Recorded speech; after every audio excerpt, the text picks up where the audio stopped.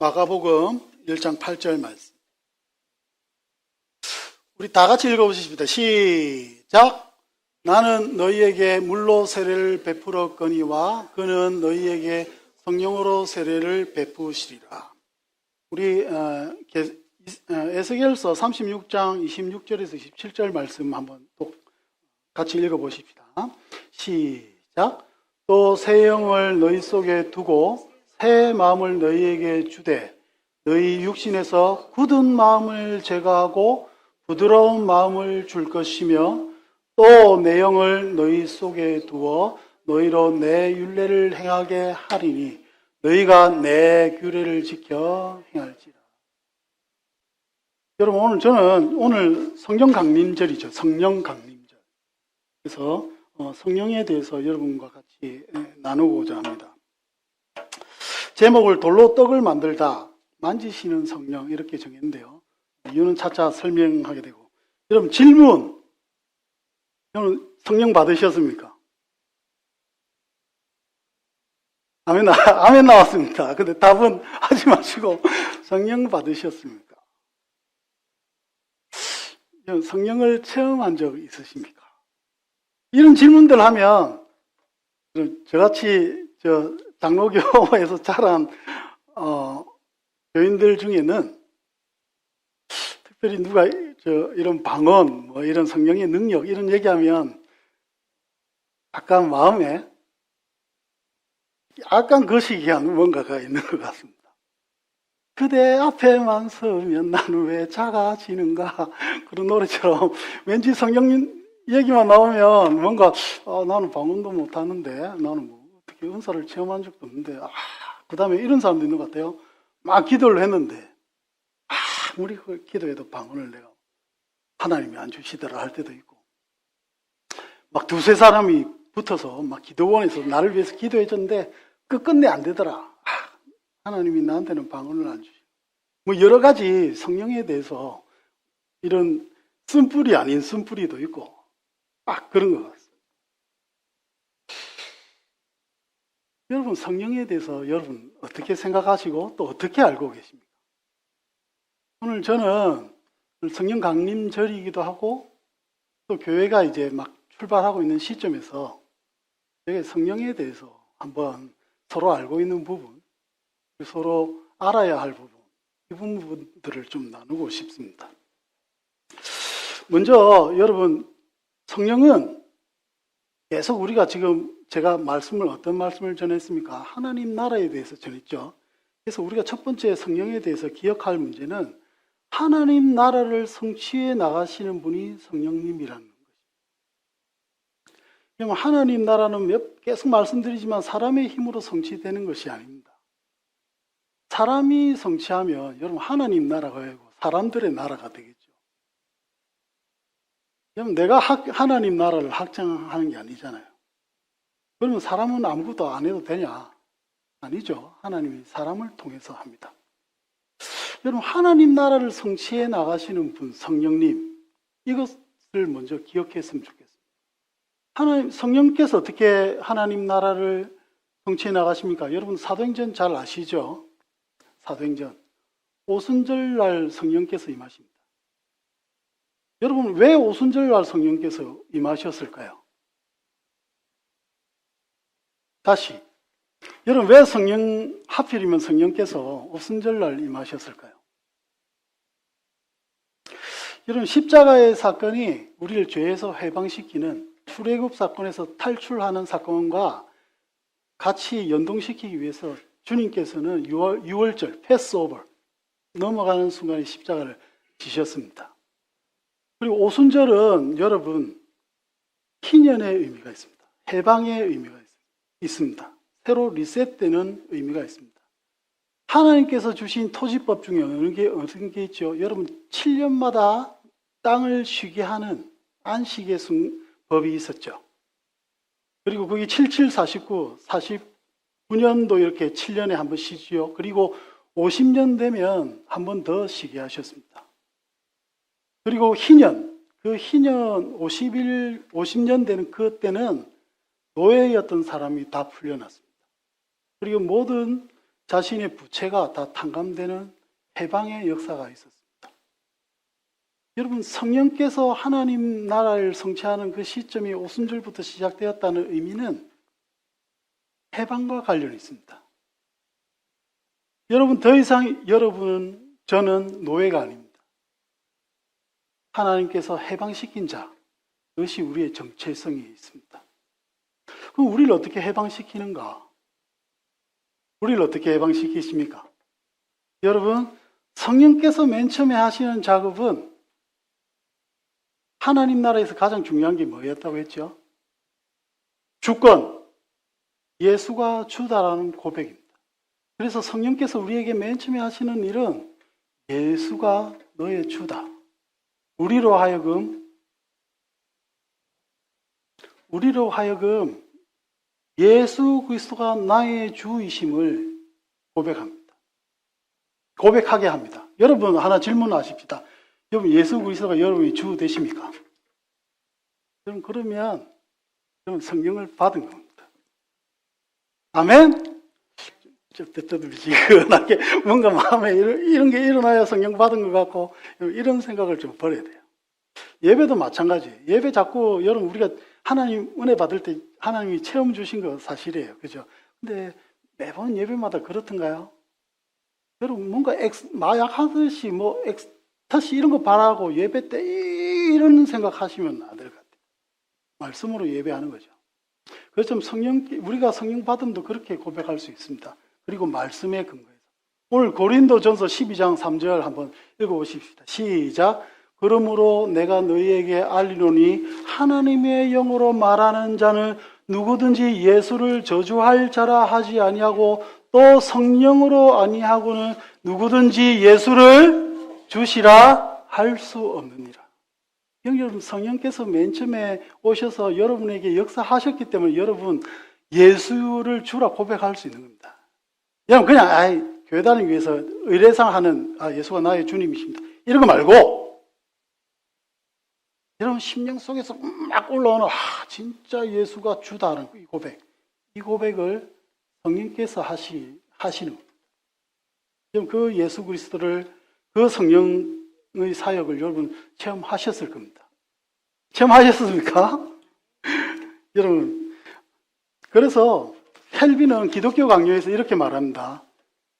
성령의 조명하심으로 우리가 말씀을 들을 때 우리의 지성, 마인드, 여러분 마음이란 말, 생각이란 말이 성경에서 막 혼용이 되어 있어서 우리가 이거 착각할 때가 많은데 마인드와 하트는 틀립니다. 그죠? 생각. 그러니까 우리의 지성, 이 마인드, 맨스 여기에 우리가 성령의 조명하심으로 이 초자연적인 복음의 지식을 우리가 받아들이게 되는 겁니다. 그리고 성령의 감동으로 heart, 마음, 영과 will, 나의 의지가 있는 그 영, 그 마음, 그게 heart. 그 heart를 성령의 감동으로 우리가 예수 그리스도와 같이 우리가 살아야 되겠다. 예수 그리스도가 나의 주다. 이런 결단, 믿음 이런 걸 가지게 한다라고 말하고 있죠. 그럼 자신을 생각해 보십시오. 우리가 말씀을 어떻게 받았나요? 말씀을 들을 때 여러분 성령의 조명하심으로 예수가 나의 주 되심을 여러분 머릿속으로 알았을 겁니다. 그리고 거기서 끝나지 않고 성령의 감동하심으로 여러분 그 말씀이 나에게 임했음을, 그 살아계신 주가 나에게 있음을 여러분 고백했을 겁니다. 이것을 뭐라고 하는가? 성령 세례라고 합니다. 다시 시작. 성령 세례. 그래서 성령 세례는 여러분 단 한 번만 주어집니다. 예수를 받을 때 여러분 이미 성령을 받으셨습니다. 예수께서 또 뭐라 하시나요? 이 성령께서 한번 받으신 성령은 여러분 우리를 떠나지 않습니다. 16절을 한번 읽어보십시다. 시작. 내가 아버지께 구하겠으니 그가 또 다른 보혜사를 너희에게 주사 영원토록 너희와 함께 있게 하리니. 물어보십시다. 여러분 성령 받으셨습니까? 여러분 성령 여러분과 같이 계십니까? 나는 방언도 못하는데요. 이런 거 아니라는 거죠. 여러분의 입술에서 내가 예수를 주라 고백하는 그 시인이 있나, 여러분 성령은 여러분과 항상 함께 계십니다. 예수가 약속하신 겁니다.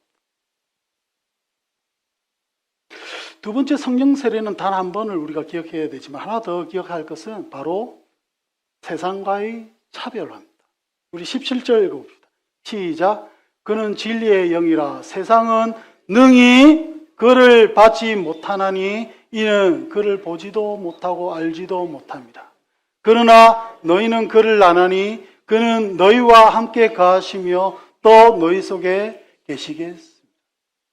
여러분, 우리 그리스도인이 세상 사람들하고 뭐가 틀립니까? 여기 있죠. 성령 세례에 있습니다. 세상 사람들은 성령을 받지 않았습니다. 이게 뭘 의미합니까? 여러분, 세상 사람들과 똑같이 뭔가 나타나도 성령으로 하는 사람과 그냥 자기의 힘으로 하는 건 틀립니다. 그 말씀하고 계신 겁니다. 성령으로. 우리가 그리스도인으로서 세상과 우리가 틀린 이유는 단 하나입니다. 성령이 우리와 함께 하시기 때문에. 성령 세례.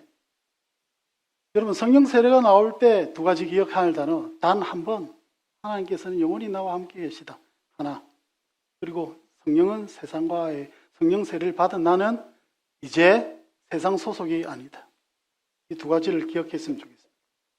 이렇게 하나님 나라를 성취해 나가시는 분은 두 번째, 여러분, 하나님 나라를 성장시키고 일구어 나가십니다. 어떻게? 우리가 많이 쓰는 단어, 성령 충만함으로. 다 같이 성령 충만, 시작. 성령 충만. 여러분, 성령 세례는 뭔 줄 알아셨죠? 여러분들이 많이 쓰고 세상 사람들도 많이 쓰는, 세상 사람들이 아니고 우리 교회 다니는 사람들끼리 맨날 말하는 성령 충만.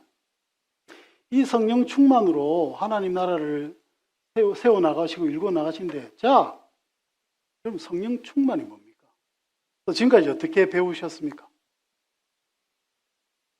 저는 성령 충만을 할 때 특별히 우리가 기억해야 될 게 한 가지가 있는데, 이 충만이라는 단어 있죠. 충만이라는 단어. 이게 영어나 한국말로는 충만이란 단어로 모든 걸 다 표현했지만 헬라어 원문을 보면 여러분 충만이라는 단어가 두 가지로 사용됐습니다. 이거 모르니까 막 헷갈립니다. 근데 성령 충만이라는 단어는 두 가지 단어로 쓰였는데 하나는 플레이토 그리고 하나는 플레이루란 단어로 쓰였습니다. 쓰이거나 여기서 출발한 다른 변형된 단어를 썼는데 여러분 성령 충만을 얘기할 때 플레이토 이거는 뭘 의미하는가? 플레이토는 여러분 능력이고 성령의 외적인 역사를 의미합니다. 우리가 많이 생각하는 성령의 능력, 은사, 너 방언 받았어 뭐 이런 거 할 때 얘기할 때 이 단어를 씁니다. 성령 충만. 성령의 외적인 역사. 그런데 이 성령의 외적인 역사는 여러분 순간적이고 일시적이고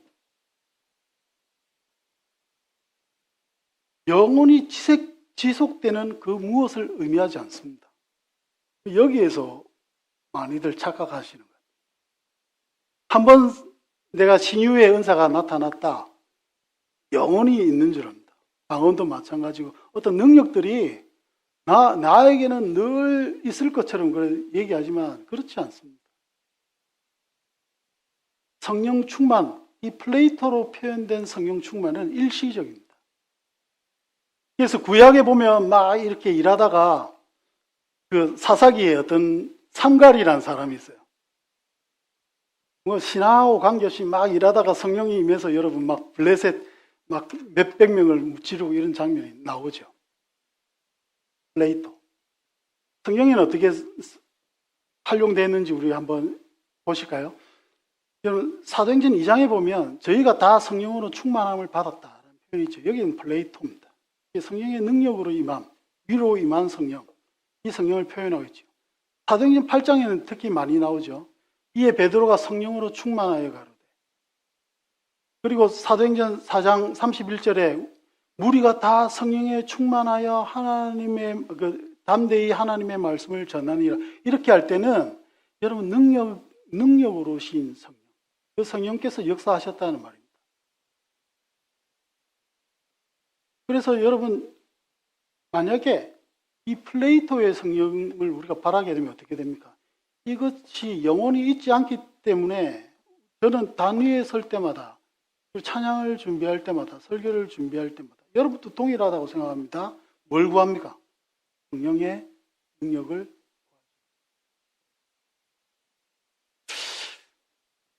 성령의 외적인 능력, 외적인 역사 나타날 때 플레이토라는 단어를 씁니다. 그 다음에 두 번째 플레이루가 있습니다.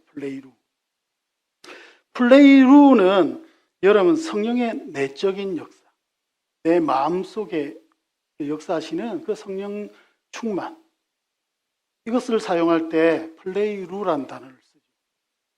이 플레이루란 단어는 여러분 속에서 내가 푹 젖을 때까지 아주 지속적이고 점진적이고 그 어떤 존재의 상태를 만들어 나가는 성령의 내적인 역사를 말할 때 이 성령 충만이라는 역사를 그 플레이루라는 단어를 쓰죠.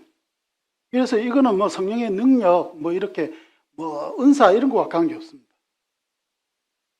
그래서 누가복음 4장 1절에 보면 예수께서 성령의 충만함을 입어 할 때는 여러분 이 성령의 어떤 내적인 역사 이것들을 표현하는 것들로 사용되죠. 그리고 사도행전 6장 3절에 보면 너희 가운데서 성령과 지혜가 충만하여 칭찬받는 사람 7을 택하라.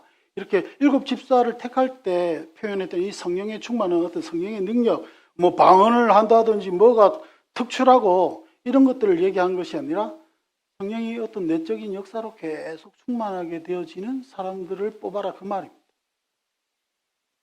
사도행전 6장 5절에 보면 또 스데반에 대해서도 믿음과 성령이 충만하다. 이때도 플레이루란 단어를 썼죠. 하나님의 성령의 내적인 역사. 바나바는 착한 사람이여 성령과 믿음이 충만한 자라.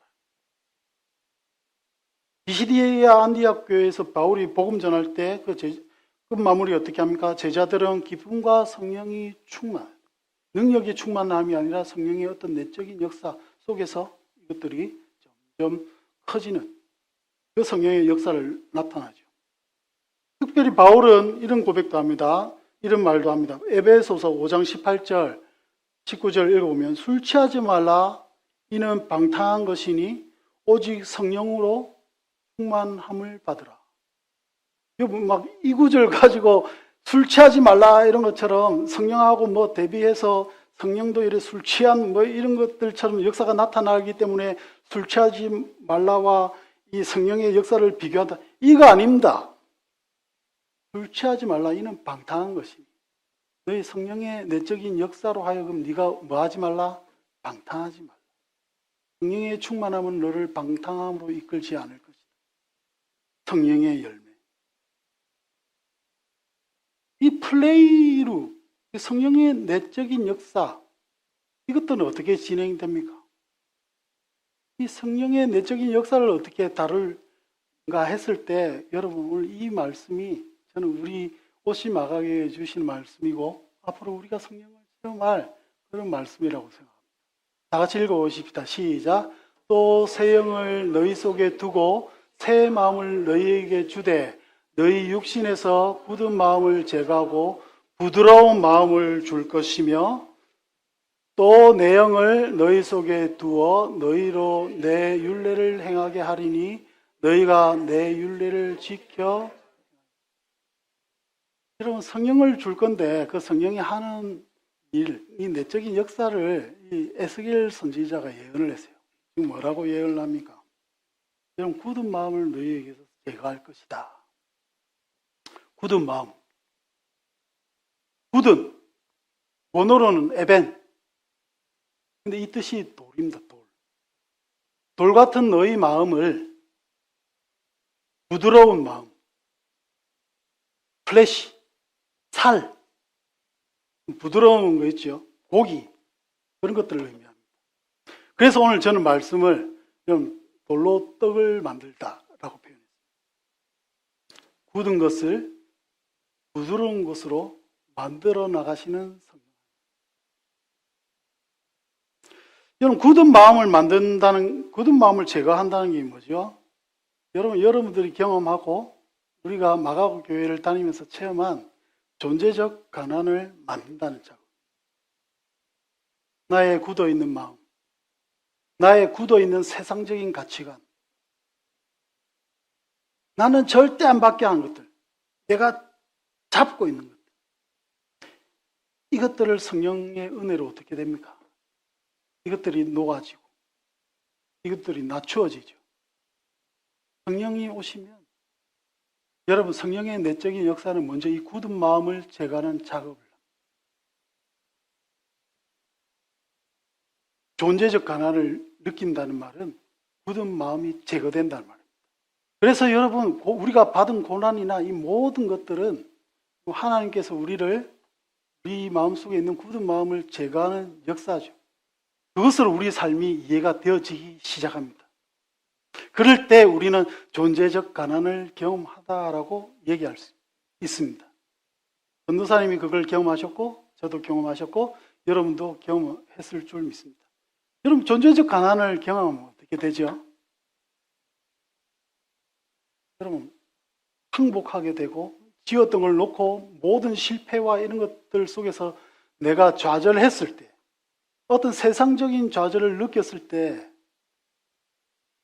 그때 오는 여러분 후련함을 체험한 적이 있으십니까? 실컷 울고 난 다음에 그 어떤 후련함, 무엇을 벗은 것 같은 느낌. 여러분, 그것이 마음이 가난한 상태죠. 그래서 마음이 가난하다는 표현 속에는 온유하다라는 표현이 있습니다. 그래서 같은 단어, 이 가난하다는 말을 사용할 때, 여러분, 종교적으로 사용할 때는 온유하다라고 표현합니다. 왜? 낮아질 만큼 낮아지고 터질 만큼 터지고 완전히 밑바닥을 체험하기 때문이죠. 그렇게 되면 어떻게 됩니까? 내 주여 뜻대로 행하시오. 이 찬양이 저절로 나오죠. 그 상태, 굳은 마음이 제거되고 내가 세상적인 붙들고 있던 것들, 내가 절대 놓치려고 하지 않았던 그 무엇, 그걸 하나님께서 터치하심으로 우리를 아주 가난하게 만드시죠. 그리고 우리를 온유하게 만드십니다. 그래서 온유한 자는 복이 있나니 할 때 그 온유하다는 단어도 여러분, 가난한 자에게 복음을 전하는 그 가난한 표현과 동일한 언어를 사용하였습니다. 가난하여진다는 말은 온유하여진다. 마치 야생마를 길들여서 이제 그 야생마가 막 발광하던 것들을 멈춘 그 상태. 온유함. 성령께서 그렇게 만드시죠.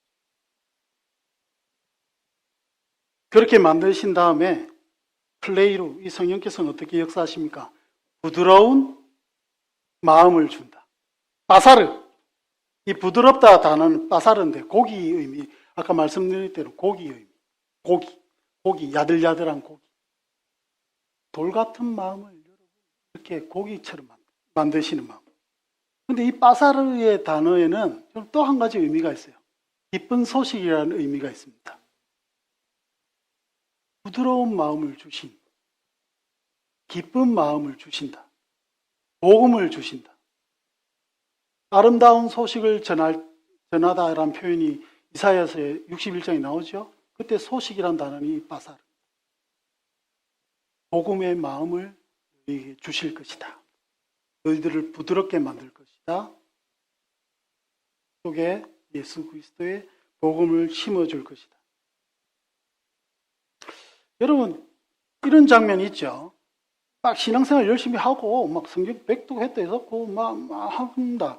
그런데 나타나는 것이 여러분 강팍하고 사람을 판단하고 나를 심판자의 자리에 이렇게 만들고 내 마음이 더 굳어져 간다면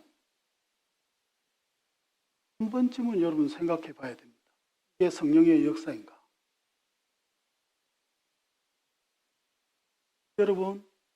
여러분의 마음과 여러분의 신앙은 어떻습니까? 최전도사님의 설교를 들으면 들을수록 내 마음이 더 강팍해지고 더 굳어지고 여러분의 마음에 부드러운 이 복이 떡과 같은 이런 부드러움 이런 것들이 사라져 있다면 여러분 뭔가 문제가 있는 겁니다. 여러분의 신학이 여러분이 지금까지 들은 설교들이 그렇게 만들다면 여러분 뭔가 문제가 있는 겁니다. 오늘 이 말씀 기억하시기 바랍니다. 성령께서는 굳은 마음을 제거하고 부드러운 마음을 줄 것입니다. 그렇게 한 다음에 어떻게 하십니까? 오늘 27절 너희로 내 율례를 행하게 하리니. 여러분 예수 그리스도의 그 어떤 새 율법, 새 계명으로 우리를 채워주시죠. 그게 뭡니까? 우리에게 또 한 짐, 어떤 율법 이런 걸 주십니까? 아닙니다. 하나님께서 우리에게 주신 새 계명은 사랑밖에 없습니다. 부드러운 마음에 담을 수 있는 것은 사랑밖에 없죠. 그 사랑으로 우리 마음속에 역사하십니다. 그렇게 될 때 어떻게 됩니까? 성령의 열매를 거두게 됩니다. 나의 열매가 아니라 누구의 열매? 성령의 열매. 여러분 여기서 많이 뻘짓합니다. 사람들이. 나의 열매가 사랑인 척 하려고 하고 희락인 척 하려고 하고 화평인 척 하려고 무던히 애를 씁니다. 평상시에 그래 안 살다가 교회 가면 특별히 더 신경 씁니다. 나는 사랑이 충만한 사람, 목사를 연출하고 나는 늘 기쁜 것 같은 목사로 나를 포장하기도 하고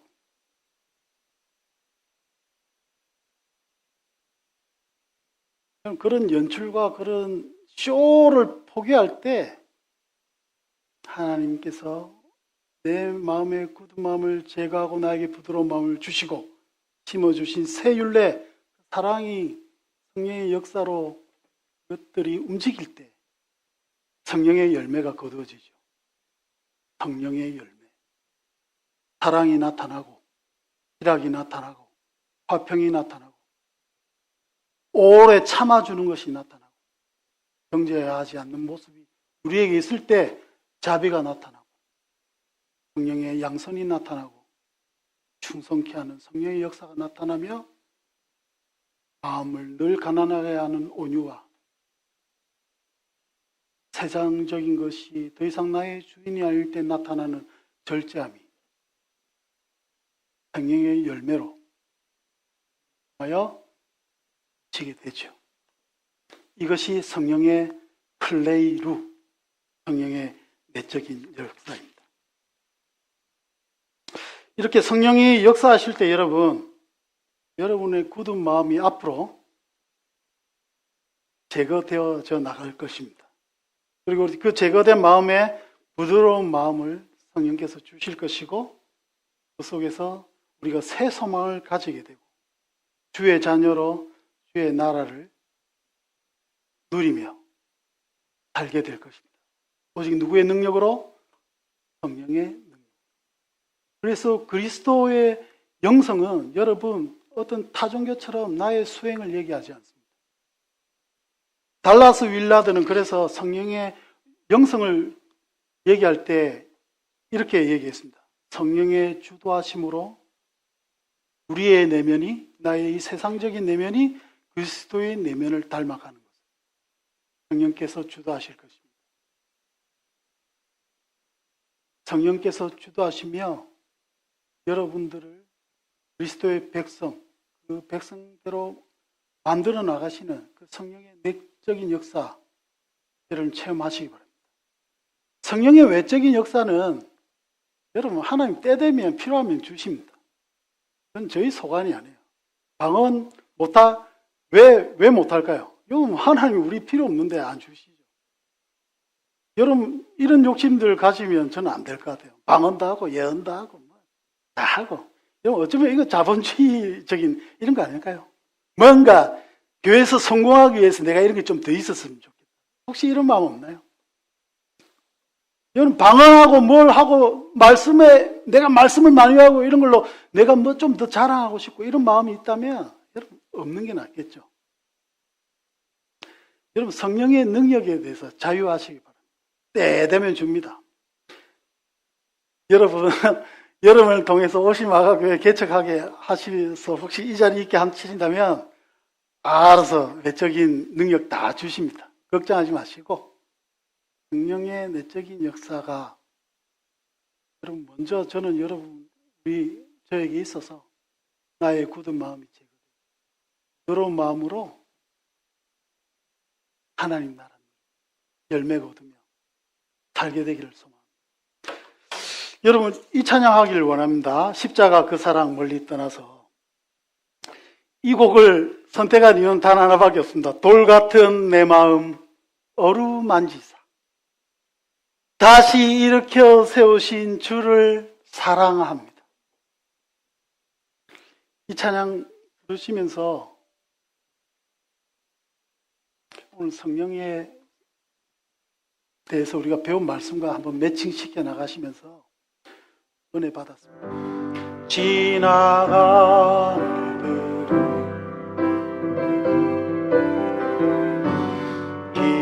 기억하지 않고 이전에 행한 모든 것 생각지 않으리.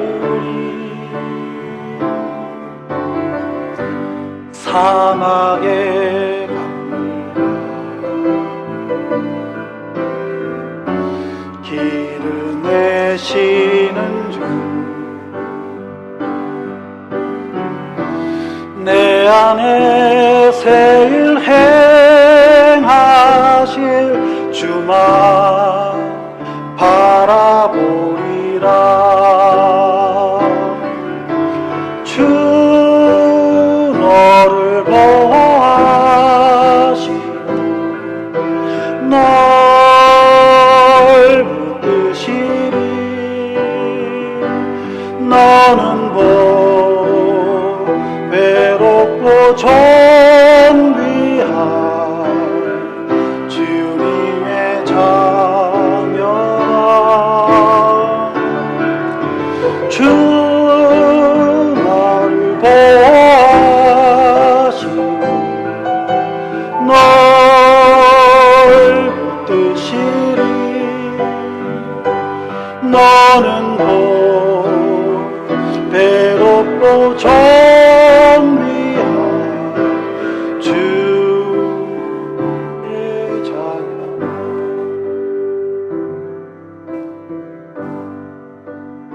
여러분 하나님 나라도 그렇고 성경도 그렇고 여러분 좀 이론적으로 끝나지 않았으면 좋겠습니다. 여러분 오늘 한 번의 설교로 끝나지 않았으면 좋겠습니다. 제가 소망이 있다면 저는 여러분을 통해서 성령의 역사하심을 정말 보고 싶습니다. 그걸 봄으로 저는 예배하고 싶고 찬양하고 싶습니다.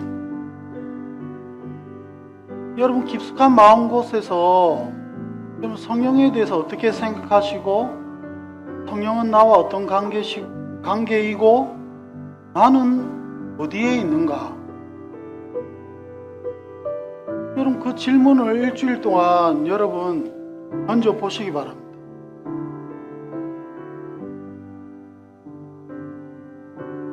이론이 필요 없죠. 성령을 만나는 게 중요합니다.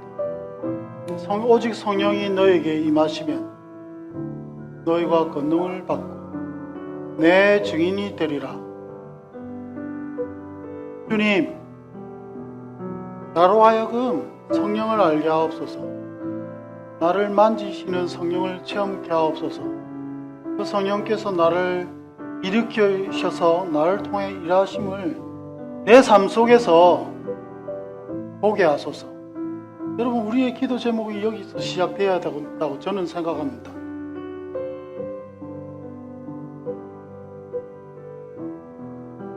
우리 한번 기도하십시다. 조용히 기도하십시다. 성령께서 나의 굳은 마음을 자유해 주옵소서. 성령께서 주시는 부드러운 마음이 나에게 있게 하옵소서. 주의 사랑의 율례가 나의 법이 되게 하여 주시옵소서. 너는 나를 누구로 아느냐?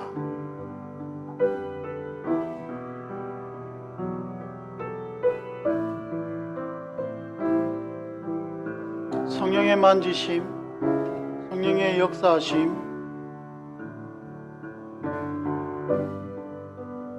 주여, 나로 하여금 알게 하여 주시옵소서.